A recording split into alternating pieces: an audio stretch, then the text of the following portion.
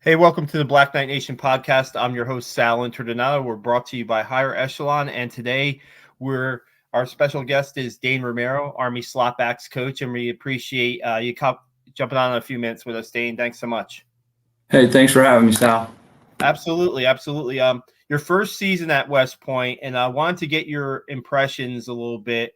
Um, you know, you were there in the spring in the preseason, but now that you're 4 games in, what's it been like for you? Would you say?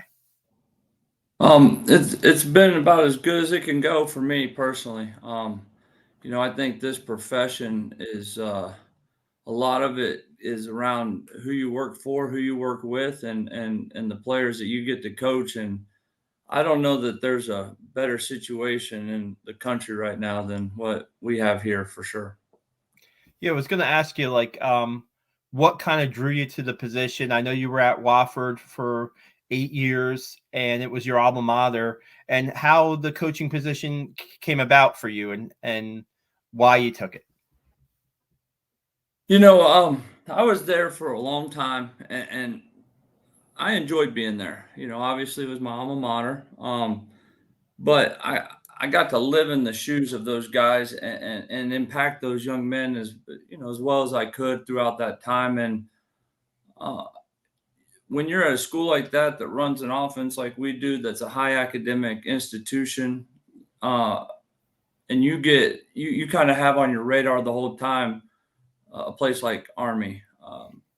And then you look within the staff, there's a lot of people that I've either coached against, played against, or have run into from being in the Southern Conference over the years. And I just always have admired a lot of these guys, and some of the new ones I've met have been phenomenal. And you understand what it's like to be at a military academy from a distance, and you understand the privilege it is and how much fun it is to be around young men that they think above and beyond what we can fathom sometimes, and what it takes to make a decision to go to a place like this. And you just respect the crap out of those guys. And I think for me, it was just a great opportunity. It fits in line with who I am personally. It fits in line with what I want out of my career and professionally in terms of who I want to coach and who I want to coach with. Yeah, I look at I know there were a couple connections to the staff, and then coming into your first season, the offense is it kind of similar to what you were doing at Wofford, or is there a lot of similarities there? Was it kind of easy for you to pick up on that, or? Yeah, so I was able to play in a very similar offense. We were at the time during my playing career, we were going from under center to gun, but it was all option, and so I was able to play all three of those positions in the backfield and kind of get a player perspective as a coach out of it. And then when Coach Harris reached out to me, I was able to come back, and we were doing a lot of the same things with Coach Lang at the time. In terms of what we did offensively, there's a lot of differences between what Coach Worley has created. Uh, a lot of things that quite frankly have been really good and really fun to learn for me. But the fundamental and technique of this position is the same from what I played and what I coached in when I was there. Yeah. Did you know a lot of? I'm guessing knew Cody before you took the job, or now? Yeah, so Cody and I played a good bit against each other. He was actually out. He went to school with my rival, Furman, and so I was able to compete against him. And that's an old rivalry. And then also we met once or twice in the playoffs when he was at Kennesaw State, and him and I, we actually, as soon as his quarterback at the time, Chandler Burt, graduated, we felt like we had to get him on our staff as quick as possible because he was such a winner. And now knowing those two, there's not much difference in terms of the personality and the work ethic and who they are. And so, yeah, I've known Cody a while. Nice. Talk about the slot backs room. Man, the position last in the past, I don't know if the ball's gotten outside as much as it has early this season. I know it's part of the option offense. Maybe there was a toss every once in a while out that way, but man, it's made a difference in the offense. And Noah Short and Miles Stewart and Samari Howard, we could go down. Hayden Reed seen some snaps at slot back. Talk about the room that you have and the players that you have this season. Yeah, that room is very diverse. I think the funnest part about that room, the best part about that room is it's an all for one mentality, kind of what you need to have when you're coaching in this kind of offense. No one's really concerned with who's getting the ball or how they're getting it. All they're trying to do is make sure that they execute as at the highest level that they can, and they know that if they do their job, the ball will find them throughout a series, throughout a game, and so that's all they're doing. And that's probably what I appreciate most about those guys is, man, they come to work every single day. They challenge me as a coach, mentally and the football side of things, as well as, you know, they try everything you ask them to do, fundamental and technique, and so they've had a really good growing pain since we started beginning in spring. This is all new to them. A lot of those guys didn't get a chance to play in this type of offense. So we've kind of started from zero and they've kind of taken off and run with it. I think the different styles of play are so important. You have guys that that have top end speed like Noah. You got guys, and he does a great job in the passing game. You've got guys that can run between the tackles. You got guys that can make people miss in space. But the most important thing is all those guys are willing to block and they're all willing to do the little things. And I think they've embraced that role. And that's been the funnest part for me is watching those guys embrace the role of adding to the group. It's not just about them and the number of touches. It's about making sure that they take pride in leading the country in rushing. They take pride in making, having opportunities to pass game and making the plays. So they just want to make plays, and they understand it doesn't matter if it's a run, if it's a catch, or if it's a block. If they do their job, they're making plays, and usually the ball's following those guys, whether it's handing off to Kanye or Jake, and those guys are usually right there in front trying to help with the offense line move people out of the way. Yeah, look at the seniors like Miles Stewart and Tyrell Robinson. I mean, Miles has really embraced that blocking role from what I've seen. I don't know if you've seen that. And Tyrell hasn't gotten on the field yet, but from what I'm told and what I see during games, he's very involved in the team still. And when you get him on the field, that's just another player, another weapon for you guys. What can you say about what they've meant, Stewart and Robinson have meant to the team? Well, I think anytime you start this process, and as we've kind of transitioned back, you want to have a nucleus of guys that understand what this role is, especially at this position. And those guys understand it. And so they were able to be the kind of like the barometer for us, right? This is how you do this. This is how you go about and work every day. This is what's important. This is why this is important. And to get the right mindset, and that starts you out at a high level, and then you build from there. And now everybody follows in, and they've been great role models. They've been phenomenal teammates. I think it's been probably one of the coolest parts for me is watching T-Rob. That he's had to go through a bunch of things while he's been here, but I know from my time here, he's been a phenomenal teammate. And he's working his tail off. And I think being involved with all the stuff that he's been involved with has helped him get to the point where he is right now. And he's been a lot of fun to be around. And the same thing with Miles. That guy has such a high football IQ, and he's tough as nails. And so you can give him a lot. And that's been a lot of fun for me because we can get deep in the woods and get into things without making it a lot of thought process when they're out there playing. They can still go out and just play football. No doubt. Noah Short played like a slot receiver last year, moves to slot back this year. There's differences from those positions, different offense, obviously. His impact on the team, making it so that, you have to defend, not only the pitch, the dive, but also now the outside. I mean, wow. Did you see this? Could you have seen this coming in the spring in the preseason, what he's done so far this year? Or Absolutely. I mean, I think when you're a good football player and it's important to you, you can do a lot of things. And that guy works. He works hard.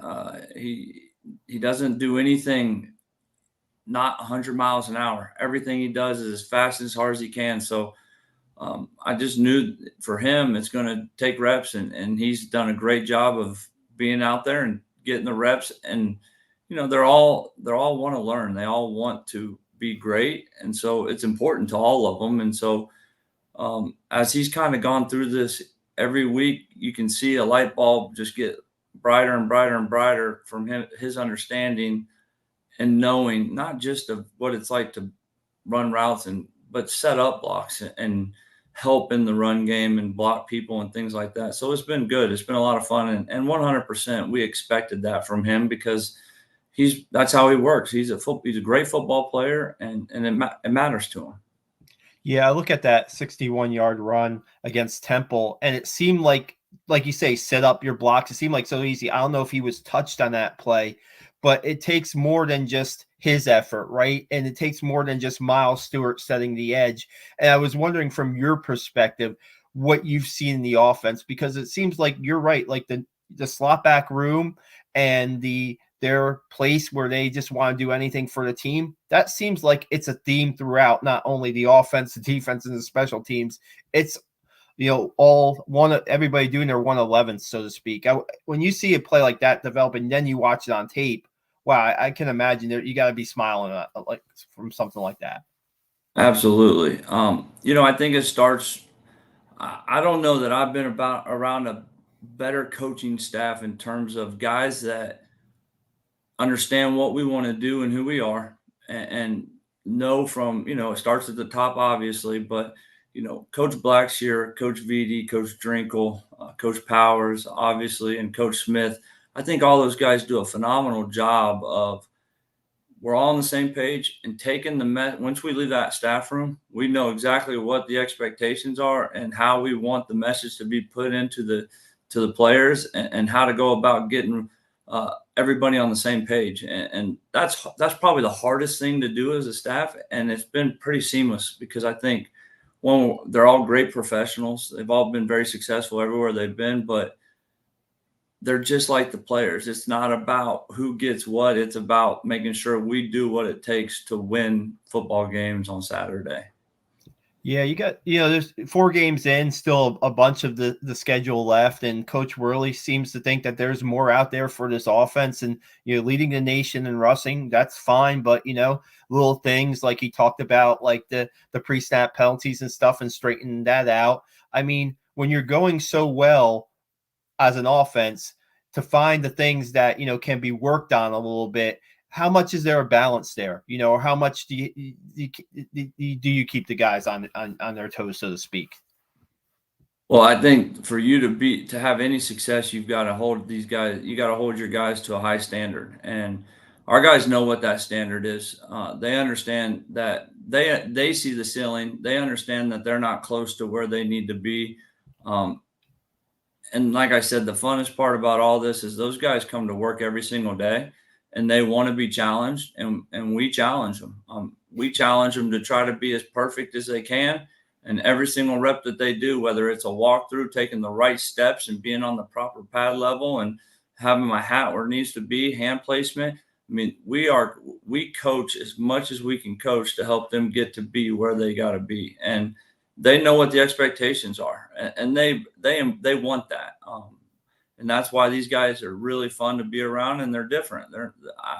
I haven't been around a group that's like that, that's okay with looking at themselves in the mirror and saying, I want to be better. I want to be a lot better. I see where I can be better. I see where I'm not doing this well or this well. And so let's work on it. And, they stay after practice and they work on it. They get meeting times and they work on it. So it's important to them.